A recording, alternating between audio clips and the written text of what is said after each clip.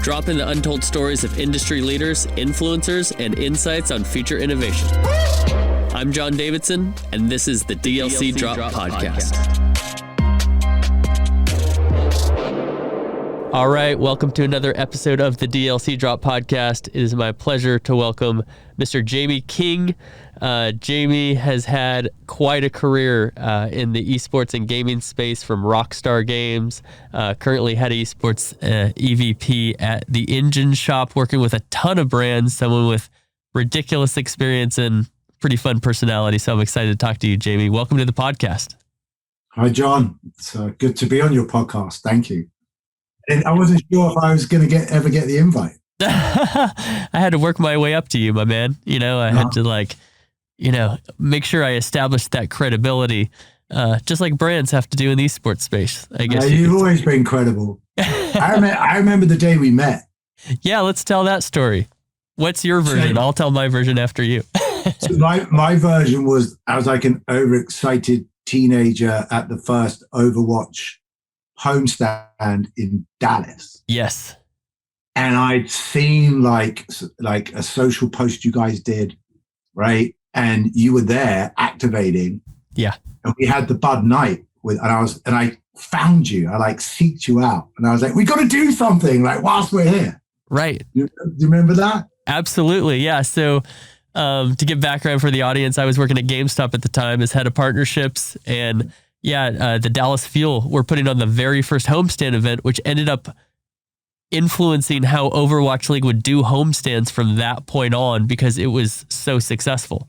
It was epic. That was a good event. Yeah. So our activation for GameStop, we had this step and repeat with GameStop logos, and we did this social campaign, social and then activation on site, where we had people come, and if they took a picture in the GameStop booth, they hashtag OWL Ultimate Fan. I think they tagged GameStop and the Dallas Fuel. They'd be entered into a contest to win a Corsair headset, who was a sponsor of the Fuel, and also a behind-the-scenes tour with Hastro, the founder, CEO of Team Envy. And so I was trying to think before this event. You probably don't even know this piece, Jamie. Before the event, I was like, how are we going to get people to want to take pictures in our booth? So I was looking at the layout with Shea Butler, the partnership guy at Team Envy, and I saw there was a cosplay booth. That's right. Yeah. So shout out Frostbite Cosplay. They're here in Dallas. And so I was like, I want to be next to the cosplay booth, because I know people are going to want to take pictures there. And what happened, which I could not have planned better, there was a dude in this huge Reinhardt costume. And I have a great picture I got with the guy too that I love sharing all the time. But I was like, hey man, would you mind taking a picture in the GameStop booth so we can post it on social? So he did. The moment he did, a line formed, and everybody just thought that the Frostbite people were in the GameStop booth, and it was so successful they just stayed there. And then the next morning they just went straight to the GameStop booth. They didn't even do their own booth. And pioneer, it's all you need, right? The first move, and then everyone wants a piece. Sometimes it's better to be lucky than good. So with your side of it, Jamie, you had the Bud Night, and we're like, dude, we got to do a picture of the Bud Night fighting Reinhardt in the GameStop booth. Yes. Well, that's right. Yeah. Did we pull that off? Did we get a mock fight with those two in the end? We did. So GameStop did an Instagram post of a poll with who would win, the Bud Night or Reinhardt. And I think, I can't remember, but it sounds familiar that Bud Light was like, wait, those are not within our brand guidelines or something. But we're like, no, it's sick. You got to do it anyway. Yeah, we like to make up sometimes the guideline. It's better to ask for forgiveness than permission a lot of times with these activations. You just got to go with it, right? Well, yeah, and I think, look, and that's, part of the activation, right, and putting on a good activation is actually really thinking through how your activation connects with all the other partners that are there, right, and the wider footprint, and how do you really socialize whilst you're there with all the fans, right? And really make it a fun experience for them. And I think, we were sort of thrilled to to have Bud Light at an Overwatch event, to be at an Overwatch event. Right. One of the reasons why part of our recommendations to Anheuser-Busch to be there and to be part of Overwatch was seeing the sort of early fan base go out and buy jerseys to represent the city teams. Right. And a number of women, and then parents with their kids and teenagers and grown-ups. And for me, I was like, yeah, like I really brought into the whole franchise league, home stands. And of course, look, I'm, one of the people in esports who really wants esports to be a thing. I'm not saying it's not, right? But we're still like, this scrappy compared to like traditional sports, right? In the grand scheme of media and entertainment. So, for me, it was a really important sign that, this is going to work. And obviously COVID came along as kind of put a little challenge there. But that Dallas homestand was special for sure. And like the rivalries with the Houston Outlaws, packed. And we had the suite, and we just let so many people in. Yeah. Just dishing out the beers. And the Bud Night was great, right? And he became a cosplay character in his own right at that event. Exactly. Yeah, that was such a special event. It was kind of funny because I had done deals with both the Houston Outlaws and Team Envy and the Dallas Fuel. So, it was the Fuel's home event, but I go over to the Outlaws suite and I'm like, hey guys, you good? Cool. But the last match, it culminated with the Outlaws versus the Fuel. And it was so impactful because, man, I feel like that audience was like 50-50 with Houston and Dallas. Like it was at that matchup. By then it was. Yeah, it was incredible. And they actually went into overtime, and I was in the suite of the Dallas Fuel next to Hastro, Jeff Moore, and their investor, Ken Hirsch, together with them when they won in overtime. It was gentlemen right there. It's the right room to be in. They say if you're the smartest guy in the room, you're in the wrong room. I was definitely in the right room. Yeah, I like Jeff. I like all of them. I've only met Ken briefly, right? But Jeff immediately connected with him because I was just all over them, right? I just pop up in their of course. suite. Like, oh, hello, I'm Jamie. And then we made that canvas, right? We had everyone that was at the homestand sign the canvas. That's right. And we handed it to Mark on stage, right? Yeah, that's incredible. And Jeff, he's a good friend of mine. He's been on the podcast as well. And what I love about, I think Team Envy is one of the most well-run organizations. And I think part of it is you have, Hastro has the experience as a pro gamer and has come up and helped grow this industry. But you have folks like Jeff, who, the guy was at the Dallas Stars for 18 years. He was the SVP of sales and marketing. He ran the F1 track in Austin. He's done consulting for HKS before he came and was president and CEO of Team Envy. And they just have such a strong support structure of both, hey, we understand traditional sports and business, but also we respect and understand the gaps and the complementary needs for the esports understanding and experience.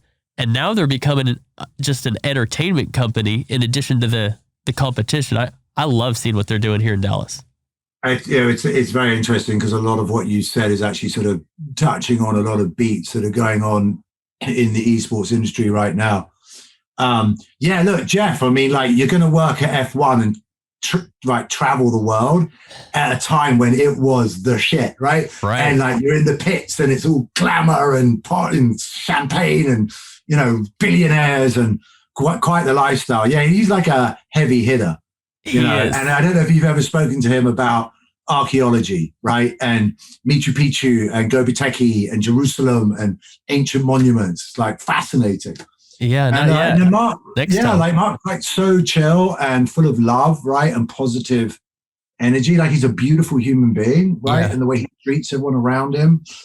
You're right. I love Team Envy, and I've got special place in my heart for them, and I like it as a brand. I like their success. I love that they won Call of Duty League, and I feel like when you touch on entertainment, you look at all the top esports teams, right, and where the revenue's coming from, right, and it's not just coming from esports, right, and especially also because of COVID, so much of it now is about content, right? And Absolutely. that broader term of like entertainment. And I feel like, with Team Envy, I think we're going to see a lot from them, right? Yeah. Andrew, who's over there on content, he's like an OG, right? He was like, an Optic founder, like at the heart of things. OG. Very smart, quiet, right? And and there's new people there, and I'm hoping to see a lot. And I love they got the Botes sisters, right? Chess. Oh, it's genius. Because chess is all of a sudden is like the OG esports, right? Yeah. And brilliant. And they've got a Bullet Invitational tomorrow. Is that right? Where like, I don't know if you've seen that, like a game lasts a minute or like 2 minutes. It's insane. Oh, I haven't seen that. I haven't heard about that before. They're live streaming it tomorrow. And genius. I love them. I love their look. And I think I just love that thinking, right? Where like we're really broadening what it means to be an esports org, what it means to be a content creator around video games and esports, right? Yeah. And all the sort of entertainment permutations that we're all discovering and originating, coming up with as we go. Yeah, I think it's interesting too because, obviously Envy is one of these OG teams that have been around forever. But I had on the podcast a couple months ago, Marco Maru, who's the COO of XSET.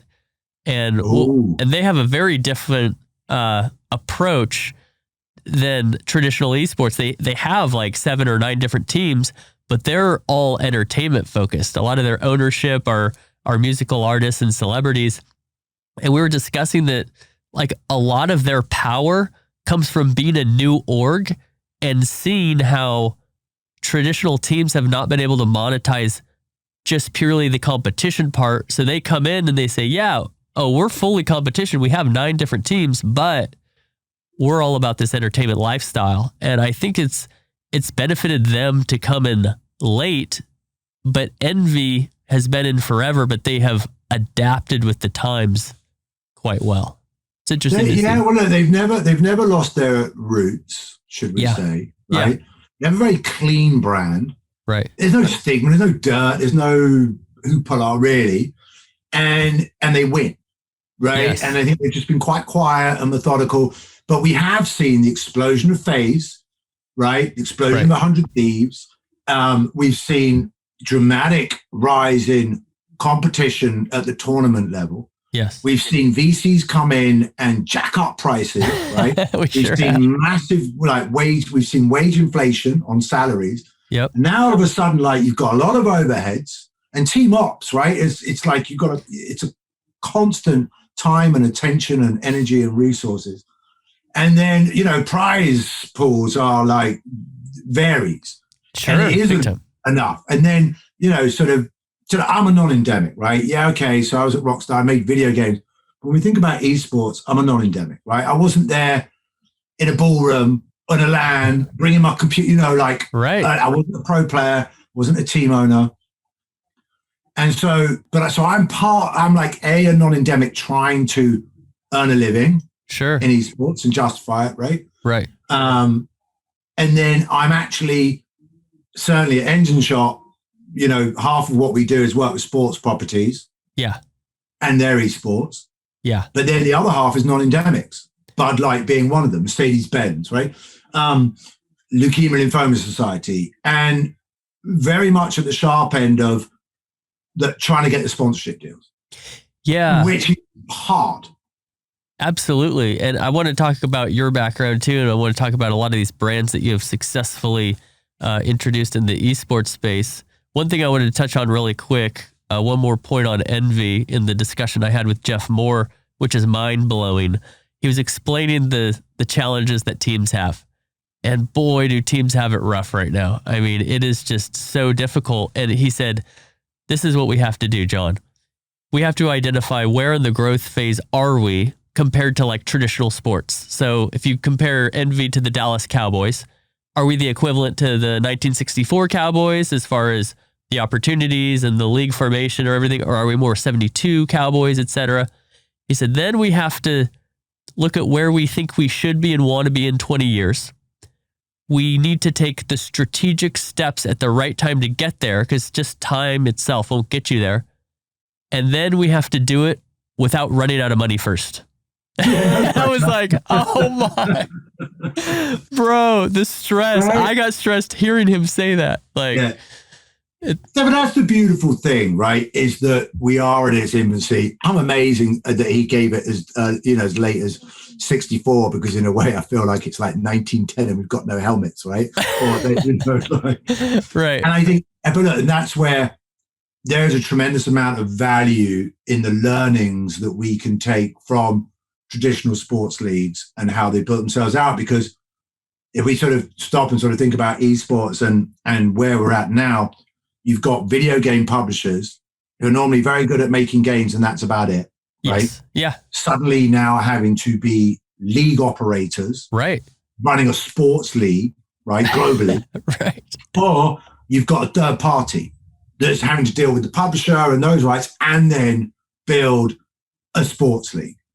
And I think, and esports has been so international in its audience and its viewership, which is brilliant, but a nightmare for a national brand. Right. Right. I know, which is where like the sponsorship deal rub has been, or one of the challenges, right? There's only so many Gillettes. Exactly. Right. And Coca-Colas, right? And then I think, and I can imagine you've got 18-year-olds and you've got a team of Korean kids, right, in the US, right? Yeah. Then you've got, Eastern Europeans, Brazilians, right? Yeah. And they're teenagers, and they're now performing at the highest level on a stage, knowing that there's, in the good old days and the days we'll get back to, 10, 20, 30, 40,000 people live. Yes. And press and interviews and step and repeats backstage, and then knowing there could be 100 million people online watching. It's insane. And that's an insane amount of pressure. And I think we're at such the early stages of injuries, mental health, right? Yeah. And you think about Dallas Cowboys and the sophistication of their recovery room, like their athlete recovery room. Absolutely. So I'm like messing around with this thing called NuCalm.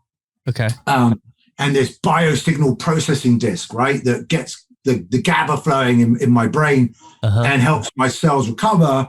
Or then their Ignite product, which gets my brain to a different frequency and gets me ready to perform, right? Yeah. And I just keep, when I'm using it, I'm like, every esport team should use this. Yeah. And then you think about like, I think it was like a year ago, 2 years ago, go to like Immortals, right? And go see their facility, right? Yeah. And it was just starting to onboard like the doctor, right? And the kind of sort of the mental wellness. But like you think about, everyone says they're not athletes, right? The shoulder injuries, the elbows, the wrists, the fingers, the hand. It's a legit thing. And therefore working out, and actually, I feel like there's elements from traditional sports in preparation and team and bonding and wellness and health that we've like barely begun.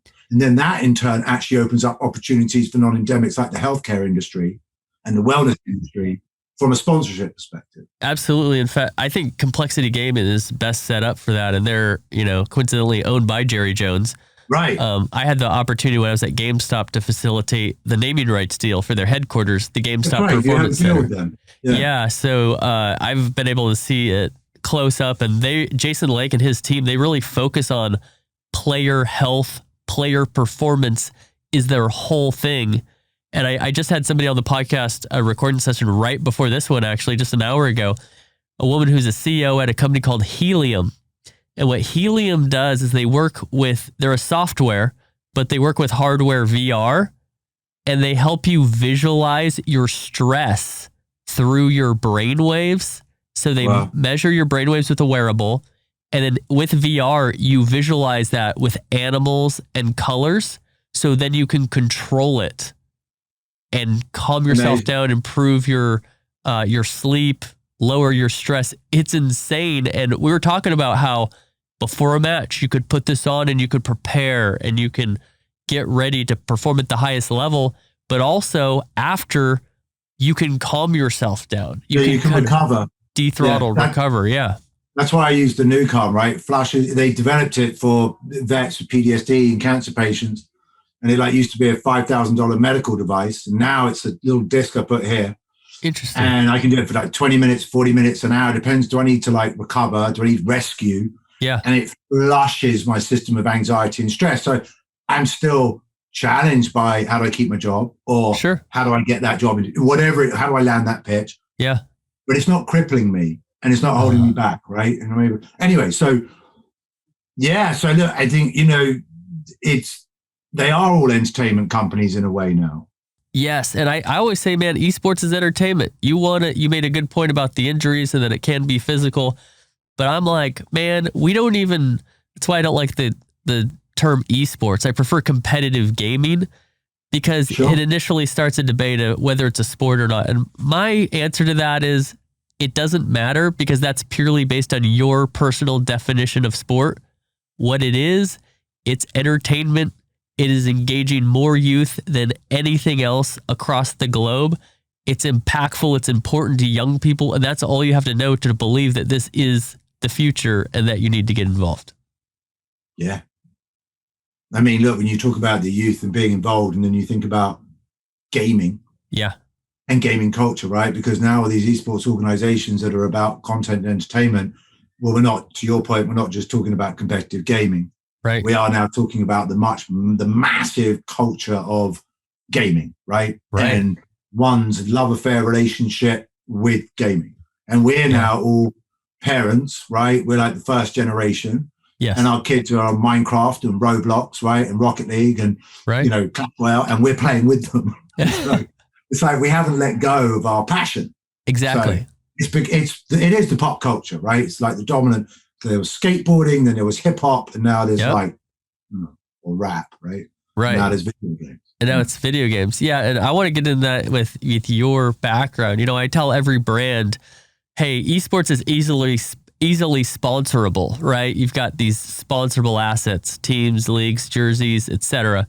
But esports is a microcosm of the much broader gaming ecosystem, and some brands have an opportunity in broader gaming outside of just esports. And you, my friend, you have been involved with one of the most well-known, maybe infamous at times, publishers, Rockstar Games, the publisher of Grand Theft Auto, still a top 10 seller at GameStop. I can tell you all of these years later, Red Dead Redemption, just a legendary publishing house. Tell us how that came to be, how you were one of the co-founders, and what you did during your time at Rockstar.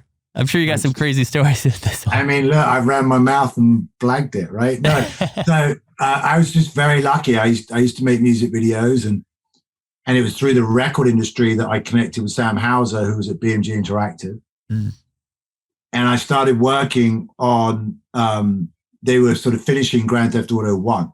Yeah. So I made like the TV ads for Grand Theft Auto 1, and then was sort of helping to test, Three Lions, the official England football game, and Silicon Valley for the N64, and sort of got introduced to these guys called DMA up in Scotland, right? Okay. It was back then when they were DMA. Yeah. And then about 2 months into working there, BMG were like, we've got a brilliant idea. Let's sell the interactive division, right? Here we go. Yep. And they sold it to Take-Two. And Sam was like, hey, this guy called Ryan Brandt, Take-Two, and they've got offices in Windsor, UK, but I've got to go to New York and I've got to bring a few people with me. Would you come? Yeah. And I was like, I'm ready. Just put the ticket in my hand. I'm done. I'm in. Yeah. And that was like back in 97, flew out to New York, and we're part of Take-Two. And we had, we brought with us a portfolio of games, and we had a very distinct vibe already back then about how we viewed video games, and they weren't just for teenagers, right? And we believed they were a superior form of entertainment to film and music. And we're sort of very much on a mission to prove all the doubters and sort of the naysayers, right, who sort of belittled video games and said that we were antisocial, that we didn't go out, that we were somehow weird playing in all the kind of the basement. Yeah, that stereotype for sure. But also like that we are more like mature content, right? And that then somehow we were ruining the moral fiber or the fabric of society. It's like, no, you've got your 18 certificate movies, right? And we've grown up with VHS and Betamax machines. We've grown up just inhaling and consuming American culture. Right. All of your movies, right? And from the Warriors, right? to the Omen, to the Equalizer, to Blade Runner, you name it, right? And so we've absorbed all of that, and we now want to regurgitate that in our own way, reflective of our own times, right? So hell yeah, I want to drive around running, dropping off drugs and picking up prostitutes, and hell yeah, I want to nick a car and just, because it was more like the freedom, right? We understood like my ability to just roam around and kind of control my destiny inside the game. Sure. Right? It's not necessarily then about actually what I'm doing, right? And I was getting a positive, happy emotion out of my experience, and it was sating me, right, and satisfying me. Yeah. And therefore, it was like, and it was so refreshing. And so anyway. So about 6 months in, we realized we need, we need a label, we need a name, we need a logo. We wanted like a brand mark that any consumer, when they saw it, would know exactly what they were getting. Right. And then we were at Six Flags roller coaster park. Is that right? And we were talking. Sam loved rock and roll. Sam loved music, and he could name every producer and composer and lead singer and drummer and every movie director, and always talking about the 70s and 80s and rock and roll and the lifestyle. And we were there that day with his dad was with us, and we were like, call it Rockstar. You talk about it enough. Right. And so we and in a good way, right? And we named it Rockstar Games. And then the entire press in America were like, go home, go back to England. We make games. We don't make music. Oh, like, go away. And we were like, oh, okay. So then we were just, oh, really? Oh, okay. Right. Game on. Fine. Let's have it. Right. Okay. And we're going to just make amazing content that just shuts everyone up. Right. But also just blows you away in terms of the experiences that you have with it and the emotional connection that you have with the content. Right. So it sounds like that blowback from in other industries or the folks in the US was like, rather than being perturbed or discouraging you, you said, okay, we're going to come back. Yeah. Fuel to the fire. I mean, we had a very distinct vibe. And one of the reasons why, I connected with Sam straight away, and, there's an attitude, right? And there's a determination, and there's a hunger, right? There's like a striving for excellence. There's a passion to create great art, right? And content. Yeah. So it just, we were always super motivated, but it just helped resolve. And then it became like a very important conversation. Sure. Right. Within the arts, and it actually led to a very, very healthy debate amongst parents and a thing called the ESRB and ratings. And then we became very clear about this game is rated for adults. And are you paying attention to what your child, and then the parents are getting involved, learning about the content and making a grown up decision about what they think is right for their child. Right. And it helped evolve the industry. And it's interesting how you're relating it to movies before where, we watch tons of movies that have everything that you see in Grand Theft Auto. But I think maybe the difference is when the control is given to the viewer, when the controllers put in their heads to do those things in the video game rather than just watch, that really hit a nerve with the audience. We had an amazing member of staff who joined Rockstar, Sean. And he came from the art world and the gallery, and rest in peace, right? He passed away a few years ago. Great poet. But I had he joined QA because he just really believed. He was like a curator of like the Guggenheim or something. Oh, wow. Incredible. And he's very much part of the art scene. And we were, testing one night, and we were talking, and he said, no, you don't understand. I'm an artist, and I would kill for someone who's looking at my art to have the connection that they do with the game. Oh, wow. With the controller in their hand.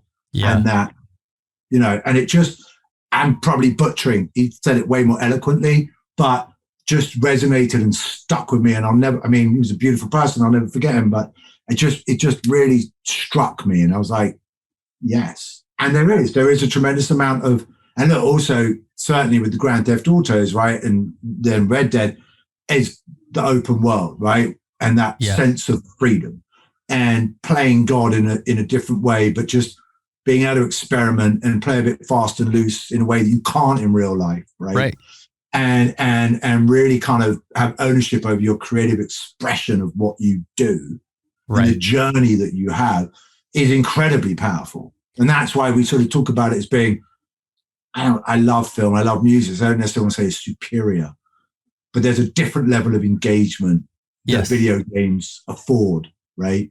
Right. Due to the inherent nature of it being this interactive. I've got a controller in my hand, I've got my fingers on a keyboard. I'm physically, tactilely connecting, right, in a way that you don't necessarily with movies and with art. Yeah, with video games, it's very aspirational. You know, gamers have the opportunity to do things in games that you could never do in real life, whether that's fighting a dragon, right? Whether that's going on a military mission, whether building that's a city. Building a city, exactly. Building a house in Sims and building a room with no walls and putting people in there. Right. Watching them die. Like, it's interesting to see what people do with it. And that's why the gamers are so passionate about what we're doing. Is it's like, these are our lives. And now you're seeing young people, you know, they identify just as strongly in the digital world through these games with their gamer tags, with the skins, with their characters as they do in the physical world. And it's really interesting to see this social network build out through our video games. Yeah. And the social fabric was always there before COVID. Yeah. And our kid, you know, the 8 and 10-year-olds were already using Roblox, right? Fortnite, Roblox, Minecraft, right? To socialize, right? COVID, I think, woke a lot of adults and sort of older non-gamers or non-hardcore gamers to actually there's these entire ecosystems. And look, and we can talk about the way video game development's evolved, right? And the free-to-play models and the microtransaction how now these games are made where, I mean, you remember at GameStop, game comes out, it's all about those first 2 weeks on the shelves. And if it sells, great. And if it doesn't, you're in the bin, right? Yep, absolutely. And then, and as a consumer, it was like, I'm going to put down my $30-40 and I'm going to be happy or I'm going to be upset. But again, I'm going to play for a couple of weeks until we started having good multiplayer and 2-player. But then I'm going to forget it. Now, I've been playing Clash Royale for 10 years, right? I've been playing League of Legends since 2 years after it came out, right? 7, 8 years. I've been, you know, and like Call of Duty with the wars. These entire economies and social ways of life, right? And constant updating of content where I am staying with the same game year after year. Yeah. Very much more money on the same game. Well, it's an incredible thing that, you know, obviously League of Legends, I think, facilitated early on with the free-to-play model, but Fortnite, you know, kind of broke all these records, put on everybody's radar this new model in a way. I don't think anybody was making the money that Fortnite has made previous to that. And boy, I was at GameStop when Fortnite came out, and it was a major problem to figure out, how do we monetize a free game that we can't sell, and everybody is taking their money. I know large percentages on Xbox and PlayStation, a ton of that money was all going to Fortnite with all the games that you could be playing. And, you know, what we figured out is like, oh, well, people need headsets because now they're right. Picks and shovels, baby. That's right. Picks and shovels. The Levi Strauss model. Exactly. Totally. So, well, it's all you got, right, when it's free to play. And if you're not the publisher, but then, you know, that's where esports is different from sports as well. Right? It's a major X factor, Because the publisher own the IP. They own this stuff, right? And, you know, I think it's testament to Western publishers. Rockstar has been one of them, right, where they have transitioned and kind of absorbed and incorporated the free-to-play model. Yes. So not only are they like, I'm selling you $60 to $100, but 60. I love the fact that actually the one thing they can't charge more for year after year is the cost of like the box copy of a video game. Right. You know, they try and increase it from 60 and everyone freaks out, right? Yeah, skateboards are the same. Right. But like in 3 months' time, I'm going to give you a load of DLC. Yeah. Now, on top of that, I'm going to give you microtransactions. Uh-huh. And you look at GTA 5 online, right? Making 50 million a month or whatever it is. Right. And there's this perpetual, all of a sudden, like the whole sort of mobile app game ecosystem of lifetime value and ARPU, right? And retention, right? They've nailed it. And now they've incorporated it. They still sell the box copy, but now there's an unlimited amount of money that an end user can spend on these products.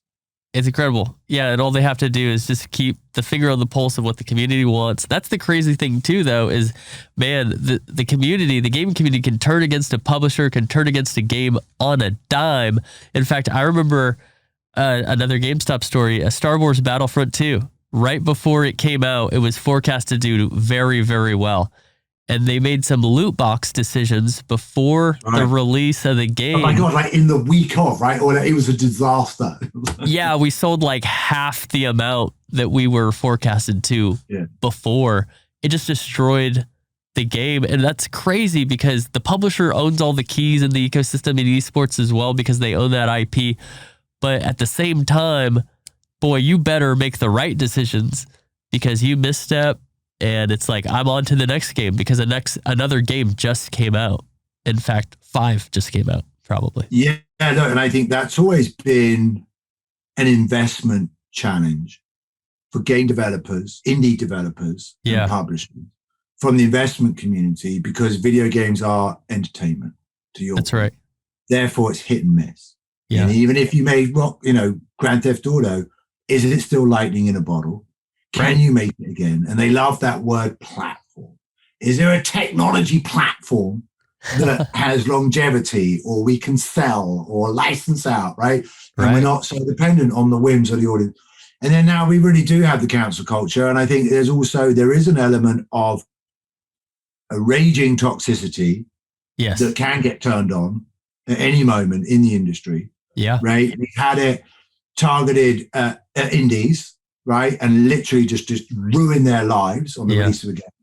We've seen it targeted at girl designers, girl developers, girl CEOs, women CEOs, right? Females, which is awful. And we need to all fight. Right. I mean, and then you talk about, and I'm going to bounce around a bit here. Twitch and video games and esports as entertainment. And yes, we like watching other people play. The fact that we can all become broadcasters because of technology and simple, cheap tools, right? Yeah. Means that the publishers are basically able to crowdsource later stages of development with early release builds, right? Alphas, betas, get all the feedback, get free marketing, right? Crowdsource their marketing, right? For all the awareness. To your point, you better deliver a good game. The flip side of that is you can get destroyed before you can come out. Right. And then, it's really interesting to see what happened with Cyberpunk. Yes. When I joined Take-Two and we started Rockstar, they'd done a deal with Gathering of Developers. And back then, there was a lot of animosity between developers and publishers. Okay. Where the developers did work really hard, and the publishers were from the packaged goods industries and marketing people who just didn't care and love and offended quite easily the developers. And there was a real mistrust. And Take-Two had done a deal with Gathering with Developers, 3D Realms, id, right? Mike Wilson, right? Hardcore. And they sent me down to Texas, to Dallas, right? It is right here in Dallas. Yeah. They made me wait in the lobby for 3 hours. Right? And then they met with you. They're like, you're from Take-Two, right? And so Sam, love him. And one of the reasons why I loved working for Sam and with Sam was he was like, listen, the developers are the talent. Yeah. And we're on the publishing side and we have to work double hard, especially if you're going to call yourself a producer. Right. And and you have to be so on your A game and make them feel like the stars and really have our shit together to be a good publisher. And we were very hands-on and very integrated into creating development, the assets that went in the game, the marketing assets and the sales assets, right? And so, but then back then we had Remedy, right? And 3D Realms and Max Payne. And every E3, right? For 5 years, right? Bullet time, same video. When's it coming? When's it coming? And they're like, when it's ready, fuck off, right? When it's ready. Right. But then they delivered. When Max Payne came out, the Noir, the Violent, they delivered. Cyberpunk Different story. You delivered a really buggy game. I don't know what happened and what went wrong, but it went wrong to the point where I know ransomware is the big thing, just stealing the files and then going, pay us or we're going to release. But they did sell all their source files, right? Yeah. And just all the hoopla, like getting taken down off the PlayStation store and the Xbox store. It's like, yeah, the mob, if you're going to whip up that kind of anticipation and that frenzy, if you don't deliver, like, you're going to get destroyed. Hopefully they survive, right? But yeah, no, it's extremely challenging. Those are some of the drawbacks, or I would say the challenges of gaming. But what I want to give you an opportunity here, as we have a little bit of time left, the good that has happened as a result of gaming as well. And I know that you've had a hand in the Leukemia and Lymphoma Society related to video games. I'd love for you to share what you've done there. The most beautiful people I've ever had an opportunity to work with, in terms of like a charity organization. I've never cried in a meeting before them when I watched the patient stories. Wow, yeah. And coincidentally, after starting to work with them, my father's got a blood cancer, but he's got a lot before that. It's like, yeah, add it to the list. Wow. He's got plenty of others to manage, but he's doing fine. And I think it was really one of the most amazing, beautiful things that we are seeing in gaming is this behavior of giving, right? Sure, a lot of it started, I follow the influence of the content creator that I like and I connect with, and I want to show them and reward good content with subscribing and then with tipping. But there's this incredible sense of unity and altruistic sort of let's help other people for the toxicity that can be there in gaming, right? Both within the community and then people that are not as fortunate.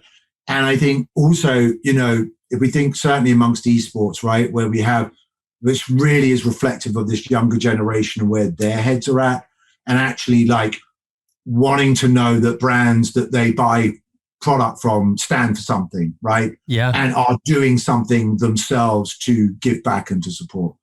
And so we're seeing all of this behavior, and then, Dr. Lupo, I mean, what a hero, right? Yes. And I think, his boy, right, I think was sick, and St. Jude's helped him. I think that's the connection. And there's, Rooster Teeth and Mr. Bit, loads of content creators that have just raised such a tremendous amount of money in a short period of time. And so really it was about, when I met Leukemia and Lymphoma Society, I'm like, you're such a fabulous charity, right? You're so stand up, and it all goes into research, right? And you're like non-for-profit, and you think about sort of what the kids go through with blood cancer, like the treatments they get actually gives them life-threatening illnesses. It's like barbaric. It's like 1600s time, right? Jeez. And so you really sort of feel that. And I realized the younger generation, certainly games, weren't necessarily aware of them. Sure. And it's been an incredible journey to sort of really focus on teaching them how to fish rather than fish for them. Right. And also, they are a charity, so don't want to really take any of their money, give them a lot of free hours, but you have to spend some money sometimes to build an infrastructure. So we focused on really sort of building out the tech stack for them. Yeah. Right. So they have a Tiltify homepage, right? They're on Stream Elements, right? And then it was like, okay, let's get you connected to Discord. Let's work with sort of young organizations like Player GG, and let's do a sweepstake and get Corsair Computer in there, and and get some energy going, and create some sort of stream assets and a toolkit that you can then provide. Because I think you'll find, as we have found, that so many gamers, or so many of their patients, so many of the kids and the grown-ups that have blood cancer or in treatment or in remission, game and are gaming, right? And it's a wonderfully healthy, positive way for them to be able to do something, right? Yeah. Either gaming changed their life in terms of isolation for 4 months, like what we've gone through in COVID, they've been going through, right? Before COVID, no one can come in the room. You're just completely cut off. And so gaming is absolutely broken down a lot of barriers for socializing, for communicating, for a sense of relief and a sense of joy. Right. And so it's really exciting, right, to work with them, and I think we came up with a campaign called #TiltCancer. It's sort of like our moniker, right, or our sort of starting handle. We have a number of campaigns running, and right now we're looking at Minecraft, right, and how we can put a challenge together, right, leveraging Minecraft, and also when we think about they have a hero squad program at the school level. My 8 and 10-year-olds, it's like they're playing Minecraft, and how do we modernize the cookie sale, like the Girl Scout cookie sale? Yeah. I don't want to take away the cookies, girls, not the Girl Scouts. I'm not messing with you, but I feel like we can grow on it, right? And we can use gaming and the power of gaming to connect, right, to bond and come together and kind of, donate or reward time spent. And also video games, as all the colleges and high schools are working out, actually our children are developing the soft skills, the emotional learning skills, the STEM skills that are necessary for basic jobs, right? And also then the math and the STEM.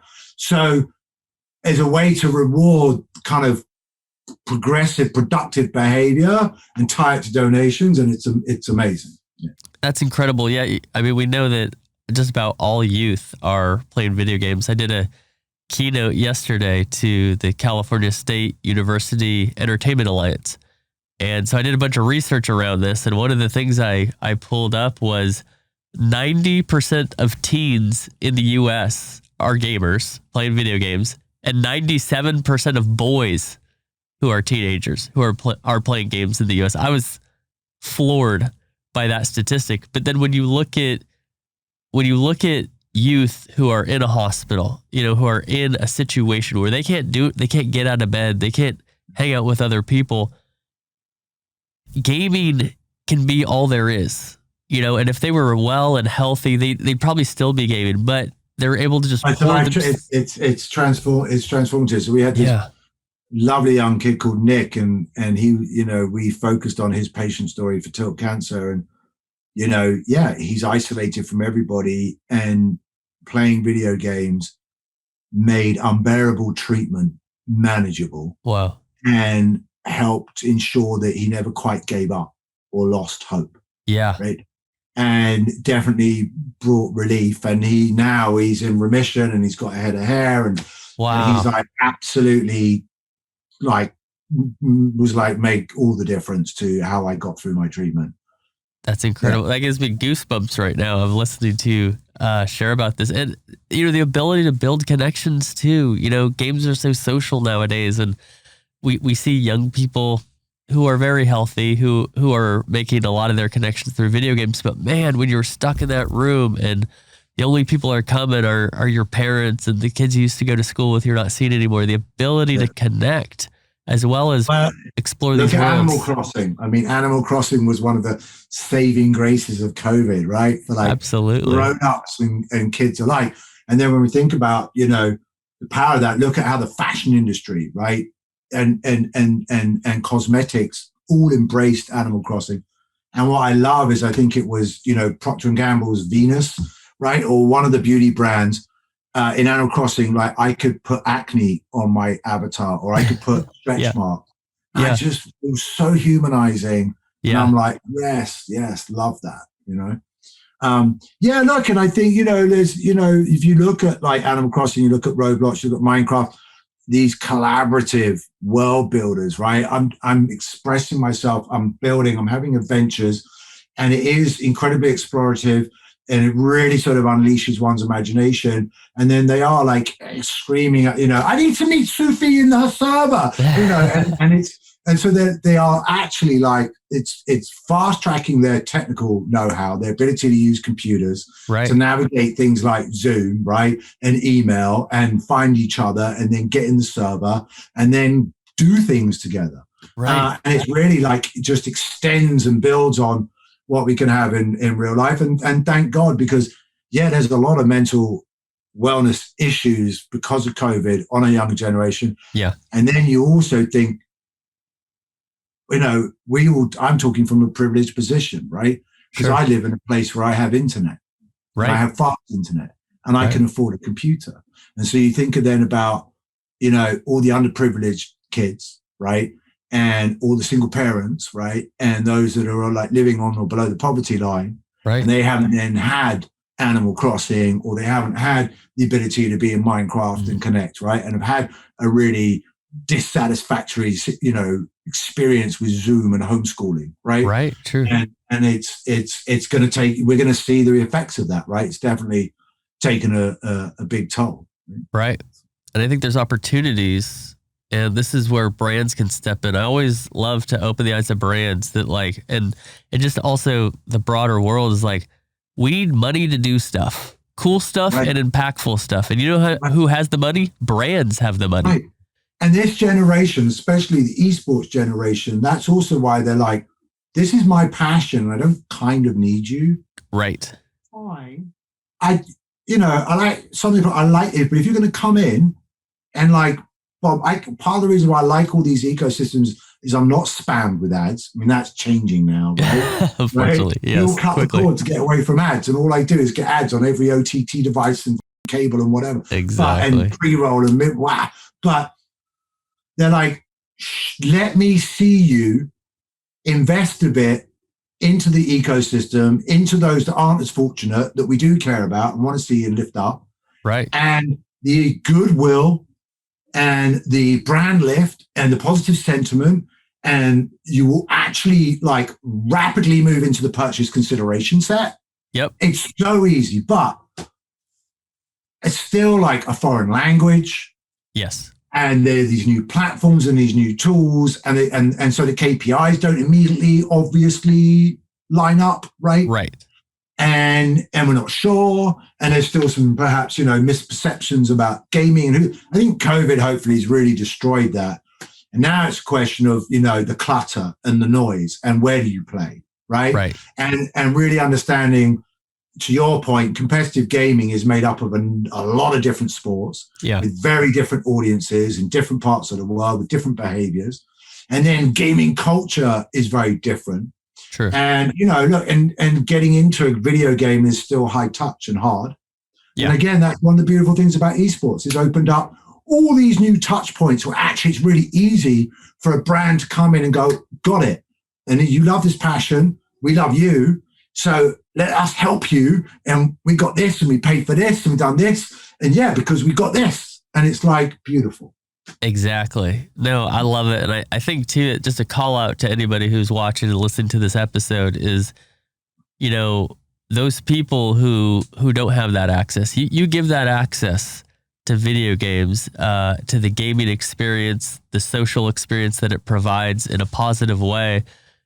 You give that access to the people who don't have access themselves, man, that is going to return many times over to your brand, loyalty, affinity. And it's going to result, like you said, in the sales consideration process as well. Well, Jamie, I had such an enjoyable time talking with you. I learned a lot about video game development, and it's just, I always love our chats. And thank you, John. You're an enjoyable guy to talk to, and I love your experience and your perspective on things. Tell the audience before I let you loose here, how can they follow you? Is there anything that they need to know that you're working on? No. There's way more interesting people to follow. Like, I have this really weird relationship with social, and on my Instagram, like I've made it private, and I sort of want to try and just keep my family and friends updated. And it's my daughters.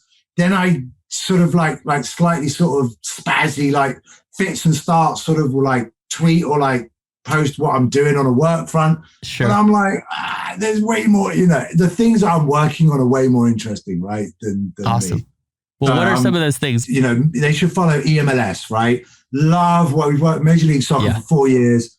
Love, all the work that we do on EMLS and everything to do with FIFA, right? Which now we're doing like watch-alongs for the actual, soccer games, right? With people like A9 Skills. We're doing, collaborating with Twitch on Twitch Rivals, FIFA shows. We love everything to do with soccer culture. I will at some point probably no doubt post what we're up to with the Leukemia and Lymphoma Society. I would say that we do have a great toolkit, and you can get it from Stream Elements and on the Tiltify platform, and you can help fundraise, right? #TiltCancer, right? That's what we're on about. And then no doubt we'll be up to some stuff with Bud Light as the year comes back, right? They've got their, the official beer of the LCS, yep. As well as Buffalo Wild Wings, right? So as we all get back to live events and stuff, no doubt there'll be some beer and chicken wings, right? And fun things for us to do. Well, no, that's awesome. Looking forward to seeing you at one of these live events sometime soon. Me too. I'm raring to go. I tell you, I've got my shot. I'm like, let's do this. Let's go. Awesome. Well, Jamie King, thank you so much for joining me on the DLC Drop podcast. It has been a pleasure. John, thank you for inviting me. My pleasure. Thank you for listening to the DLC Drop podcast. This podcast is part of the Esports Future podcast network and produced by Innovation Media Enterprises. Make sure you subscribe on your favorite podcast channel and leave us a review.